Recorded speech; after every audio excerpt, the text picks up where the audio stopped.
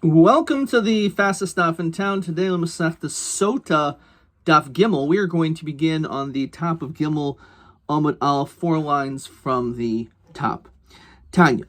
So we learned as follows: that Hayim Mer Omer used to say that Adam Omer Aver B'Seiser, even though a person can commit a sin in private, for example, a woman who is a parutz, who violates and sins in private, which of course is the whole discussion of this Masechta, HaKadosh Baruch Hu machor salav b'galui. Hashem will have it revealed in the open. And on this Rashi says, Shanoisin believe Baal, it's going to be put into the heart of her husband, lekanoisla, to warn her. And we said there's an opinion that you need to actually have 2 witnesses that were present at the time that he warned her.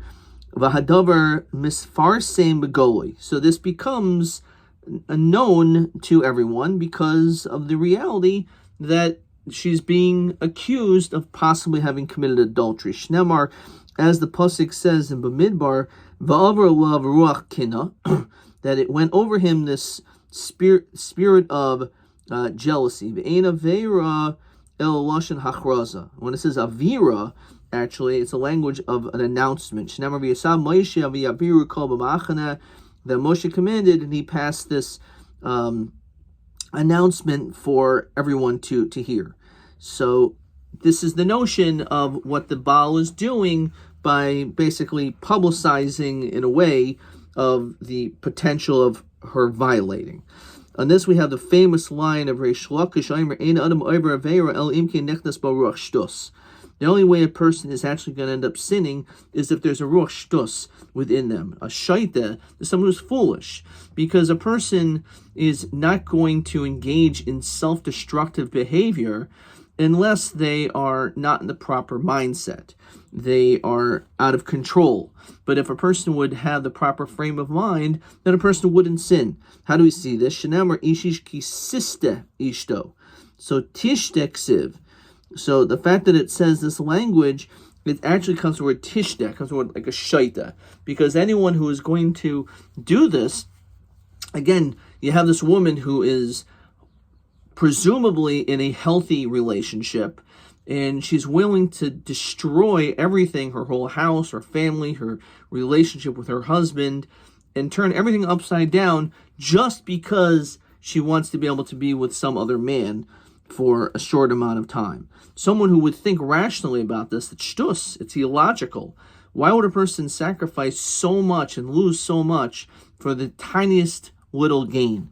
So it's shtus. Shnemer ishish ki sisti ishto tishtiksiv. Tana de Shmuel.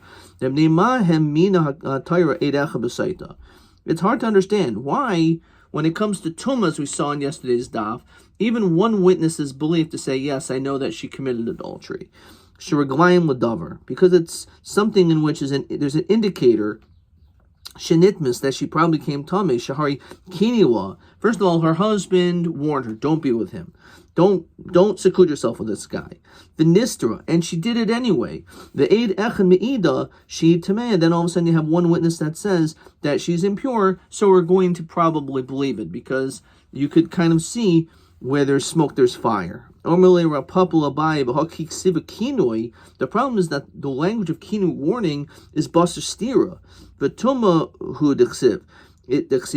It only says the word kinoi, warning, after all these things took place. But we've been explaining it that, of course, he has to warn her first. And the answer is, you're right. Avar, ukvar avar. It means it happened before, which is logical. It must be that, as we always talk about hasra, you warn the person and then the person violates it. It doesn't make sense, even though the pasuk writes it this way, that he only warned her afterwards. What do you mean? It's too late. It was done already. So it must be that the kine was done before. El miata fret Gemara, but the pasuk says v'aver lachem kol cholutz hachinami.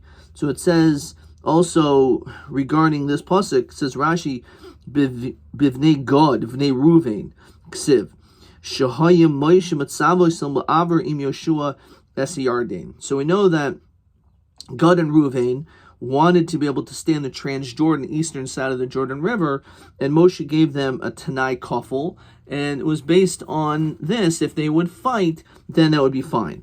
Now, it doesn't mean that he did this before, right? So on this, Hasam Midachsiv v'nich b'shah ha'aretz lefnei Hashem b'yachar tashuvu mashmo dul haba. It must be, it's talking about that afterwards, that first you have to fight, and then you can return. But if it's true that you're supposed to warn the woman after she secluded herself, so it doesn't make any sense. So what's the whole purpose of the warning? It's too late. So it must be the warning took place before. So then why is the pasuk write in such an ambiguous manner? That's a good question.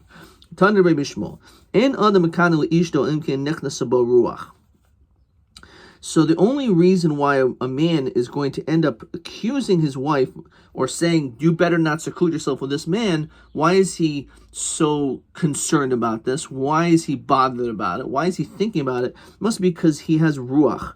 He's possessed by some type of spirit. So the question is that a good thing or is it a bad thing? Is it good that he is so concerned about Arias, or is it that he's so preoccupied with this, he's like paranoid and controlling? So my ruach, what does that mean? So Rabbanan am ruach tuma. The Rabbanan say it's not a good thing. He's kind of, again, controlling, and he has his mind in the gutter. Rav Ashi am ruach tahara. Rav Ashi says no, it's actually ruach tahara, that he hates pritzus. It shows that he's very snua. He wants his wife to also be modest and to be able to conform to the Torah and its mitzvos. So Mustaber Kamandi Ruach Tahara. Out of these opinions, it's more logical that the Torah views it in a positive way. The sign of Vikinias Ishto Rishos, Div Rabbi Shmuel. Rabbi Shmuel says that warning your wife, you have permission to. You don't have to do it. You don't have to get to this level. Rabbi Kiva, no, if you feel that this is the case, then you actually are obligated to warn her. Now, it makes sense if it's ruach tahara that the whole machlokas is, are you obligated to do it or you're allowed to? Now, why would someone say you're obligated to do something if it's ruach tuma? Which the Gemara says,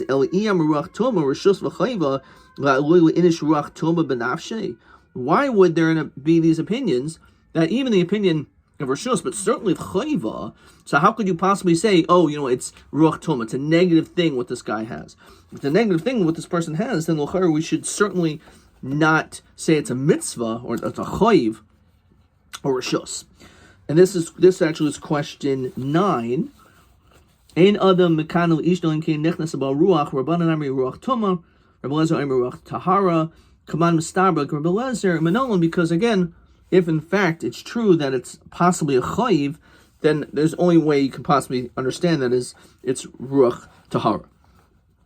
Okay, so we can look at it in a positive way, that this person has some type of intuition, if you will, that there's something wrong in his relationship. Okay, the gufa. Now let's go back to what we said before. Vikinias ishto rishus.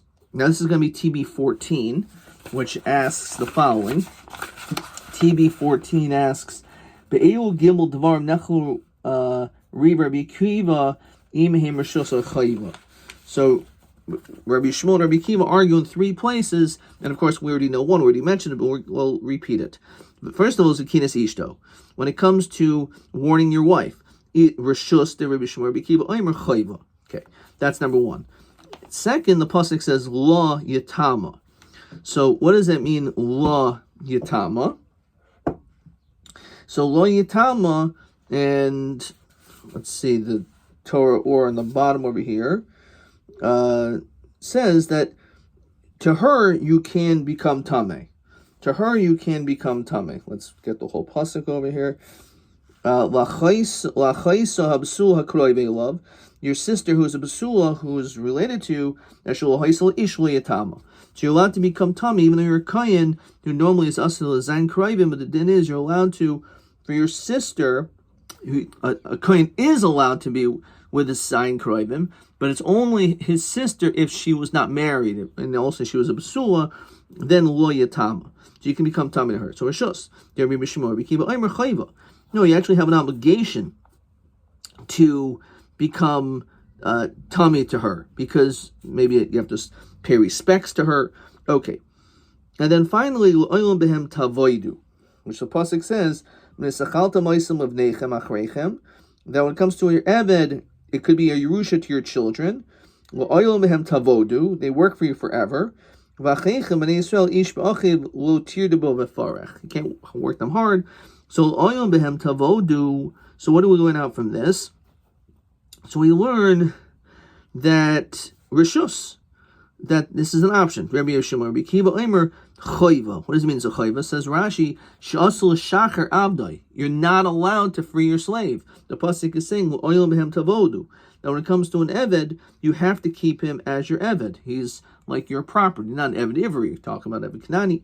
So Amrli Rapabla Baivi Amrli Rab Mishar Shil Rava Lema Rabbi Shmuel Rabbi Kiva Bechol Tarakula Hachi Pligi. Maybe this is how they actually argue in all the Torah. Anytime you have a mitzvah saseh in the Torah, says Rashi, Im kein enocha mitzvah mitzvah saseh Rabbi Shmuel chayva. Yeah. So Demar Oimar Rishos Amar Mechayva. Maybe we could apply this machlokas to other places. Amalihacha b'kroi pligi. No. The reason is because they actually argue on the psukim that says v'kinias ishto Rishos Rabbi Shmuel b'kiva Oimar chayva. So my time to Rabbi Shmuel. So why does Rabbi Shmuel say that it's only rishus to warn your wife? Because several law ki haitani holds like the following: the Sanya Rabbi Lezer ben Yaakov Omer klapi shomer Torah l'sisas achicha b'vavecha. You think it's like for nothing that the Torah says that you're not allowed to hate your brother in your heart? It says Rashi, Kamo achrei shomer Torah she'asur lehevi atzmo l'disina. You're not allowed to hate someone. Yachal kagayin zu. You would think would also include this case. Says Rashi, Shiyiras Ishto Averis Aldas Yehudis. You see that she's violating Torah. Nisterasim Shechineha, she's secluding herself with your neighbors. That maybe Wayakanila Klapi Lashin Keneged. Maybe you would think you should not warn her. Tamlember Avar Leberuach Kina Bikinias Ishto. So no, you're not supposed to. You can still warn her. Says Rashi, Im Ratzel Lakani Harishas Miyado. If you want to warn her, you can. Mishum. If it didn't say this pasuk, how mean the aserhu? Maybe it would be aser. But over here it's rishus. So maybe you can make this distinction dafka when it comes to the dinim of kina, because there's also an issue of usisnas achicha b'vavecha.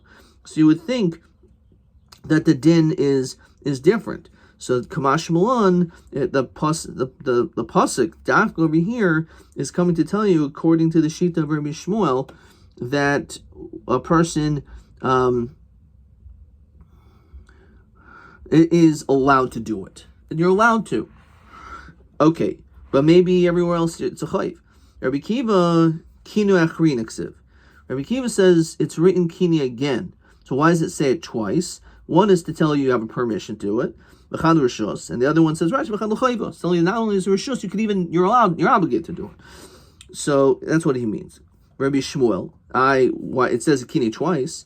So I did the b'lemichtav he nitma, since it had to mention that she became tamei v'hilu nitmaksiv nami v'kinias ishto. So therefore, that's the reason it has to write it in order, basically, the flow of the sentences. The Kinias Ishto, we could Tana Baby Shmuel. The Tana Baby Shmuel, Kol Parsha Shnemar, anytime you have a Parsha that's written. And then the Nishnis, and then part of it is repeated. Lo Nishnis El B'Shil Damashnis Chadashba. It's coming to tell us some type of Chiddush. It's coming to add something. Says Rashi, I did the boil mechta v'hi nitma, that she became tamei v'hilo nitma, or she safeku biadenu. It's a question: was she tamei or not? Yafal pikin asra hakasav mesafek. So nonetheless, because again, safek versus yachid, quote from this, she's tamei, even mesafek. So kasav na v'kina achrina. That's why it says it again. The warning.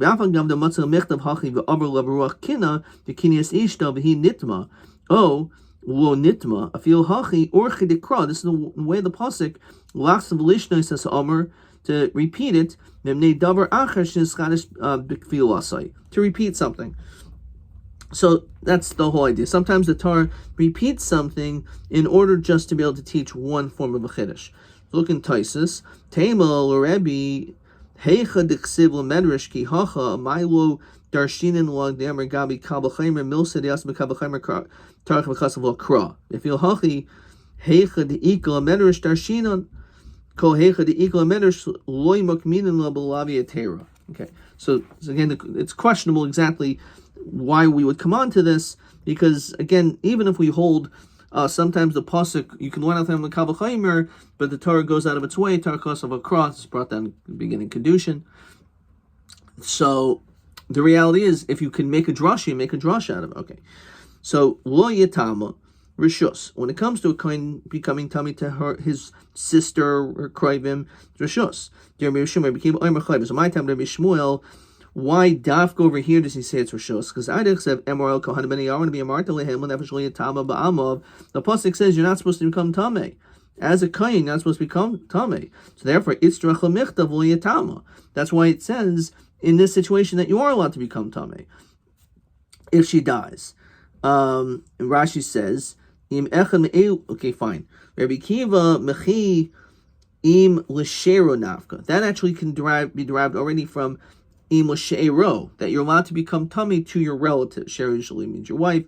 So he said it's like again a second mentioning to tell you it's not just rishus, it's come to tell you this drasha that's a chayv. Rabbi Shmuel law what metama the ein metama evireha, which we saw also at the end of Masechtas Nazir. You can become tummy to your relatives, but not to their limbs. Not to their limbs. So look at Rashi. If one of these relatives is a mukashchin, they have boils and blemishes, and because of that, their limbs fall off. Ein matam lehen. You cannot be matam to them.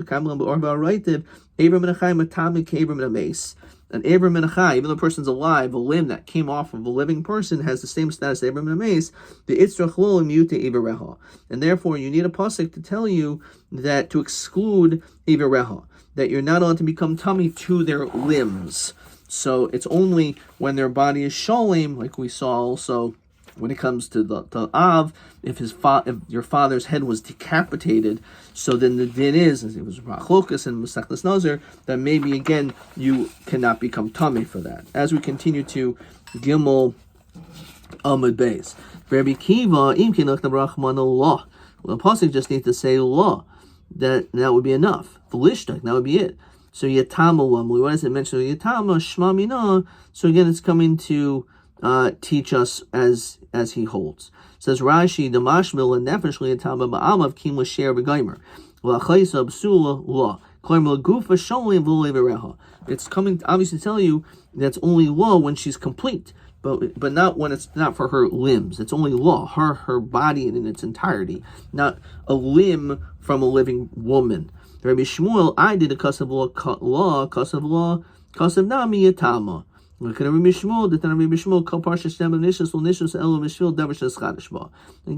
it's coming to teach us this one chiddush, that it could even be coming to tell you this one thing, that it's not just rishus, when it comes to avadim, you're supposed to keep them. So rishus, but you don't have to. You could keep them, or you could free them. You have to keep them. So my time, Rabbi Shmuel, again, why, if we're saying it's dafka over here, it's rishus? Because it says regarding the Shiva Umos, the 7 nations, that they're not to live. So Itzrach nam lemechtav behem tavodu lemishri echad mikol ha'umos. So, hold off 1 second. So it's coming to tell you this chiddush, that even though there's an Indian of lo sechaya kol neshama, that they're not supposed to live, but the lo'om behem tavodu, that you should keep them as a slave, is to allow in the following situation. If you had echad mikol ha'umos, you have some man that comes mikol umos, from any of the nations, namely not one of the Zion umos, in which this man is not under the category of Lusachai Kol Neshama. He's just some guy from some other country.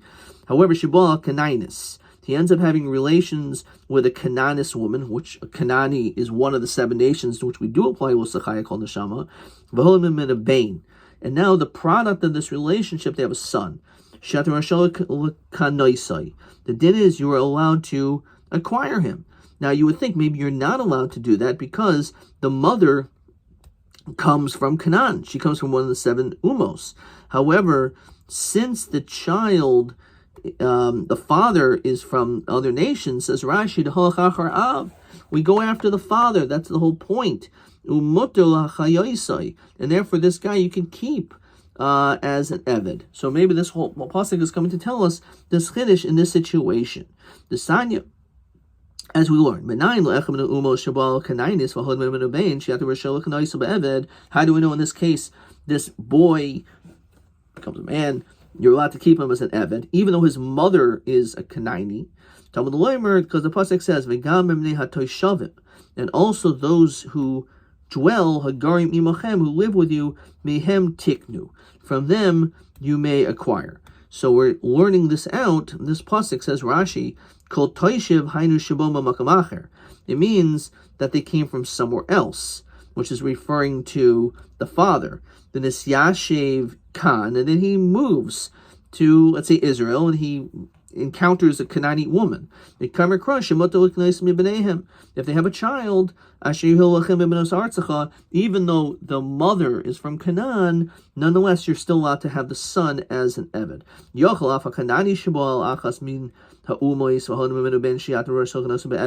Maybe the other way around. Maybe the din is the same. If, let's say, the man comes from Canaan, so we say no, because those who are hoylidu ma'artzachem, those who are born in your lands, min hanoyladim ba'artzachem, v'lo min hagarim ba'artzachem. So what does that mean?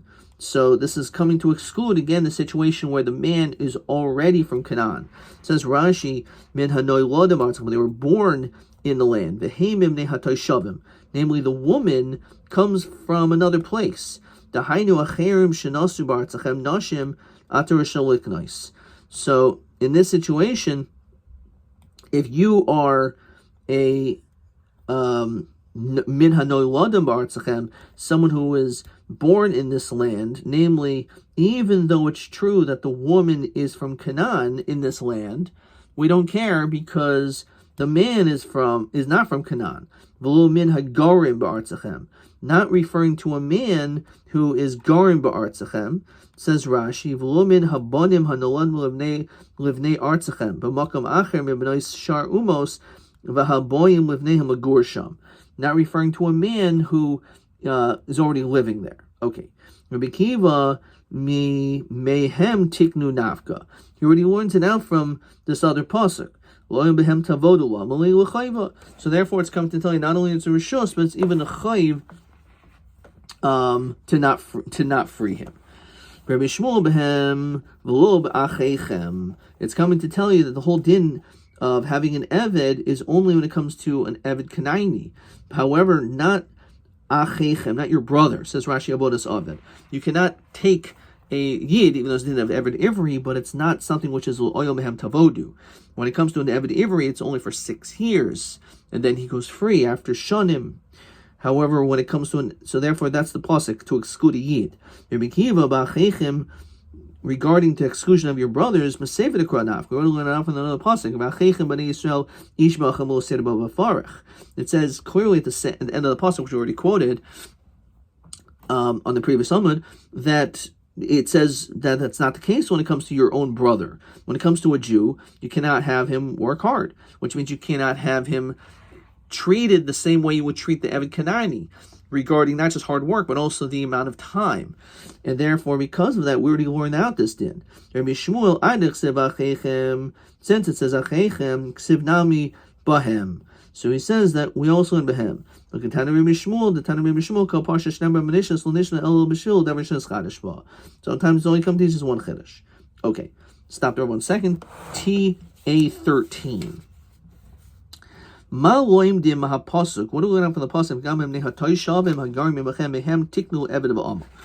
So we learn out from here that Echad Umos, if you have a man who comes from the United States, Shabal Kanainis, and he has relations with a woman from one of the 7 nations, they have a child, you're allowed to have him as a slave. Okay. Right.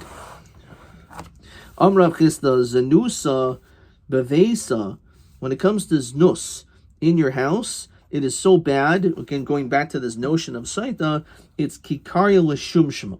It's comparable to a worm that can destroy a sesame seed.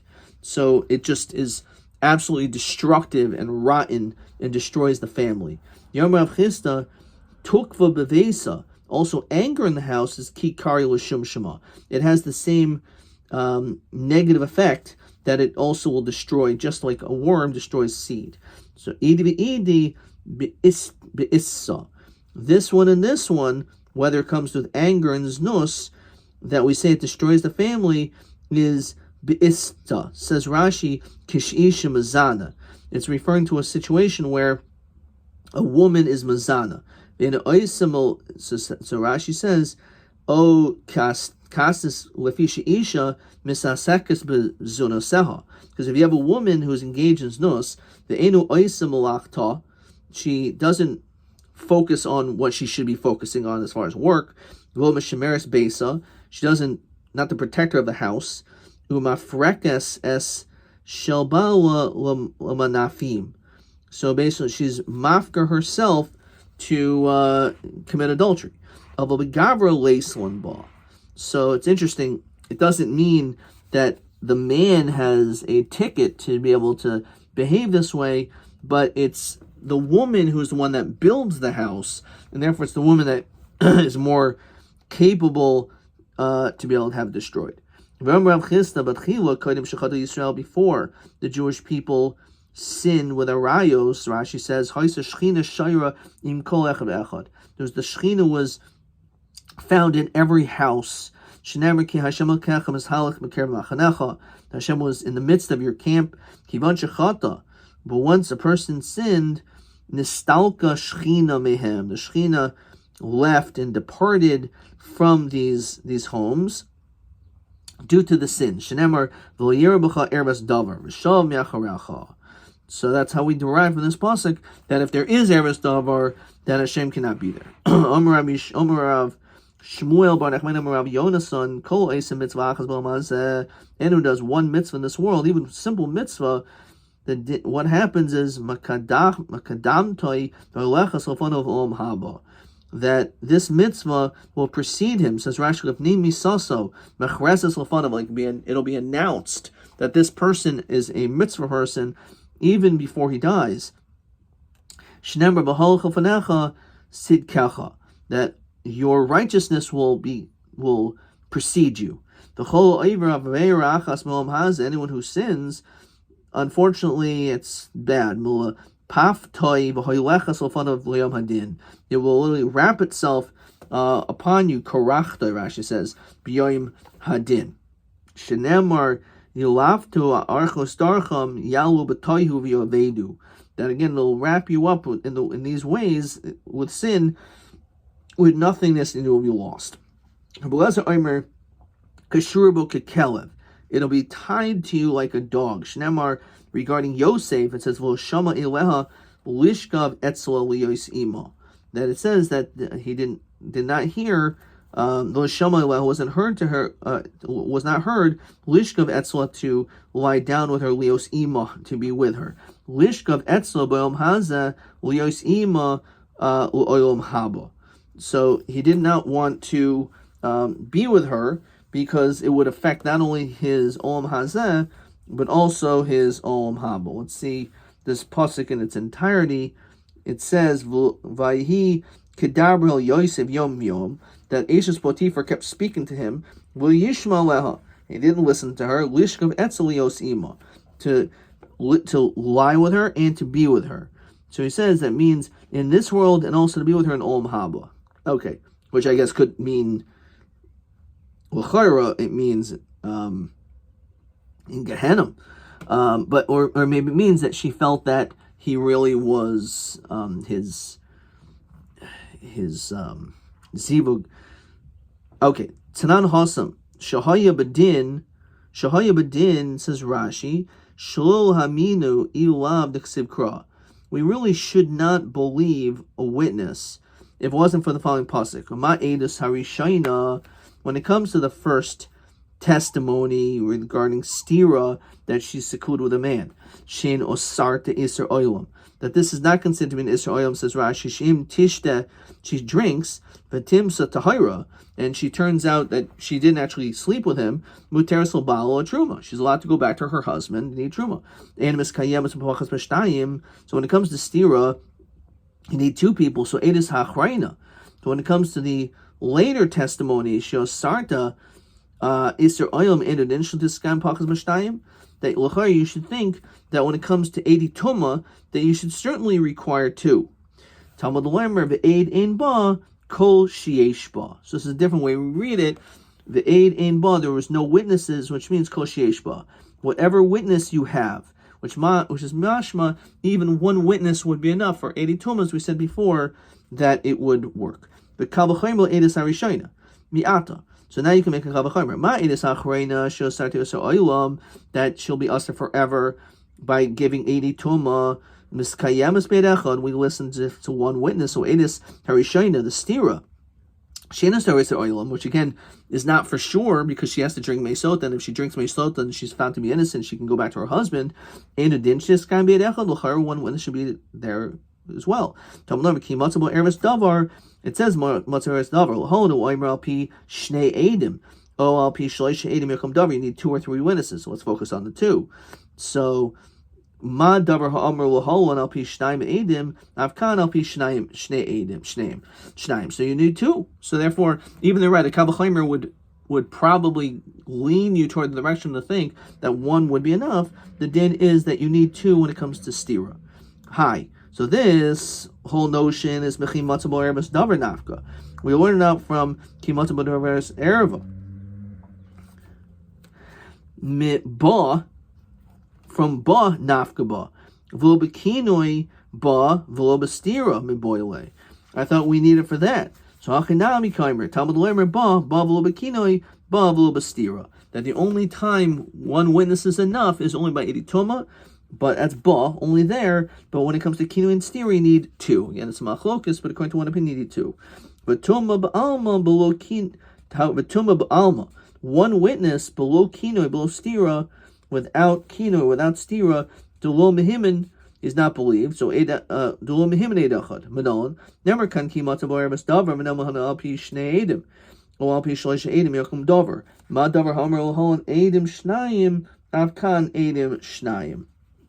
So again, when it comes to the first part of the 80 kino, 80 stira, you need to have two. But when it comes to 80 toma, you only need one. Okay, we'll stop here. Let's see if there's another question. No, and Adkan.